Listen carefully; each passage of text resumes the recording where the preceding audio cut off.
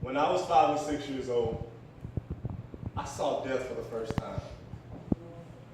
Brains scattered across the warm pavement due to the hot piece of iron that was blasted from the 9, I can remember clearly. A white cloth laid across a lifeless corpse in the streets with the yellow caution tape blocking my entrance, I can remember.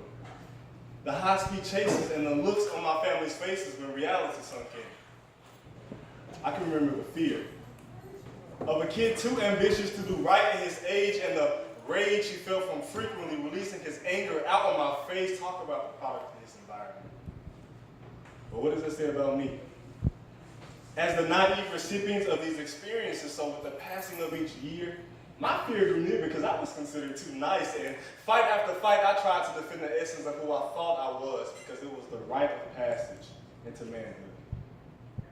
Manhood that I was taught could be attained from the natural connection with a woman or women, because the higher the number, the better my status, and I was desperate to be accepted.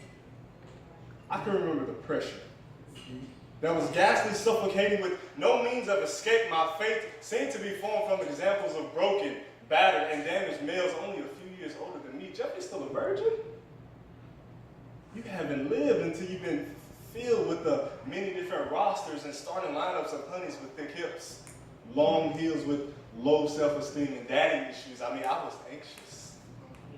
Can you teach me how to talk with a certain charm and step to a bunny with tactics of manipulation within my sphere of control, teaching me how to fool them into believing that the potential relationship I'm promising is an open casket and their purity will be put to rest upon their consent, and I would eventually move on to the next one.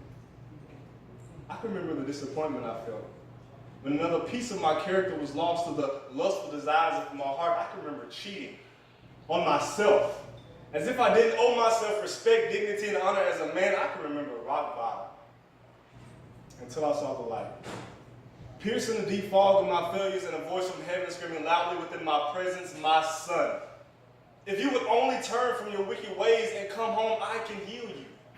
Like the woman with the issue of blood, or the man with no feelings in his legs, how lame and blind men receive their sight, and how dumb ears become smart, healed, and hear the good news of the gospel. Do you remember how they tore their clothes, yelling blasphemy? But I gave 12 loaves and more fish than they can eat, and some, my son, you have to remember when I opened Thomas's eyes and allowed the 11 to see the holes drilled and sliced into my flesh inside. See, I remember the weight and the burden of the world sin grasping onto my body as death surrounded me.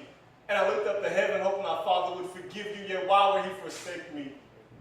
I remember dying so that you can receive blessings upon blessings in my Father's house. And after all I've done for you, no longer will you draw your identity from sexual still enjoy from women. No longer will your past experiences hinder you from success.